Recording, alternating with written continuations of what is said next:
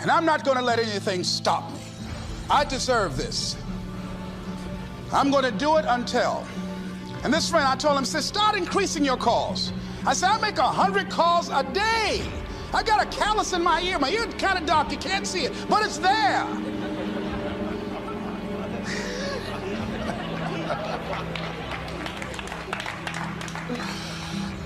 His sales have increased. He's working harder now. The other thing is that if you want something, you have got to be relentless. You've got to learn how to become resourceful. You've got to learn how to become creative. When crises strike in your life, and in the Chinese language, crisis means danger, but it also means opportunity. And this is an opportunity for you to grow.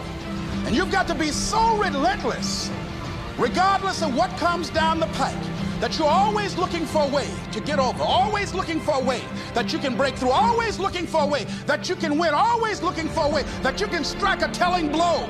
And pretty soon, I think there's some people watching us in the universe that say, wait, let's call a meeting over here. You know that guy Mustafa? Look at him down there. He won't stop. Just that fool don't know he can't get over. Look here. Why don't we do this? Let him go and let's mess with somebody else. Shit. Let him go on through.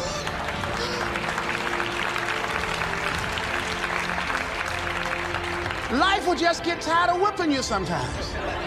And just say, let's just let this one go. I believe this. Now, no one has told me this, but I just kept on kicking. I didn't have sense enough to stop. I was intelligently ignorant. I didn't know what I couldn't do. So I just tried anything. And the fascinating thing about life, because you can't get out of it alive, you might as well have a good time, you know? You might as well have a good time. Live your life with passion, with some drive. I was giving a seminar the other day, and I mentioned that I was going to do some training in August with some young teenagers and take about 100 away to a 2 or 3 day camp and wipe them out. Been working on this. So after the speech, one of the parents walked up to me and said, Mr. Brown, I'd like for you to do something for my son. He's not motivated.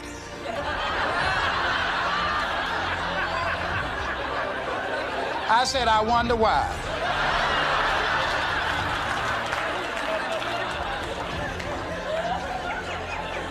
I wonder what's wrong with him.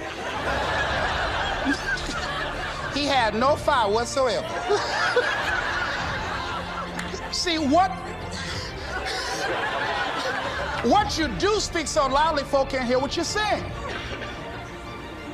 And so if you don't have any fire, you know, you've got to watch the people, the relationships that you develop. Have people of kindred mindsets.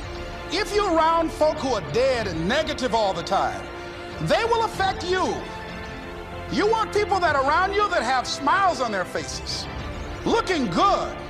I was telling a group last week, Abraham Lincoln refused to hire a guy because of his face.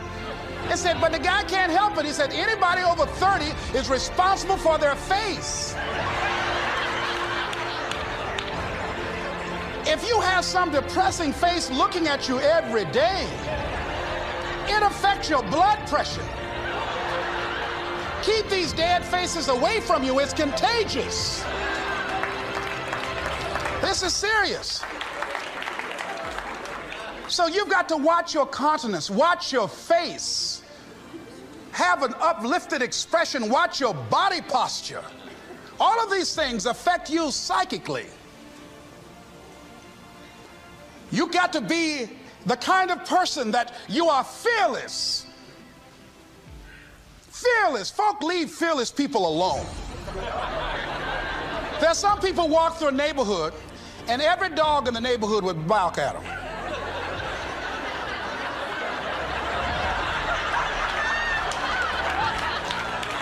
But there's some people come through and ain't nobody gonna mess with this.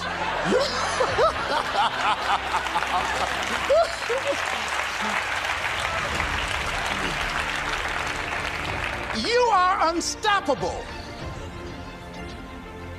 And because you are unstoppable, because you've got power that you haven't even begun to use yet, you owe it to yourself to release your brakes. How many of you have the experience of pulling out of your driveway and you're mashed on the accelerator and the car was just going, it couldn't move, and you mashed harder and it couldn't move, and then you discovered you had your emergency brakes on. And then you release those emergency brakes and it goes, choo! Have you ever had that experience before? Most of us go through life with our brakes on, holding back, not giving all that we have, not sharing all of ourselves. Most of us go to our graves still holding on rather than releasing it. What are some of those things that keep us from releasing it? Because of past experiences, past defeats, past pain. We look back, well, it didn't work out then. It probably won't work out now. Many people get confused their performances with who they are. I was reading Pat Riley, the coach of the Los Angeles Lakers.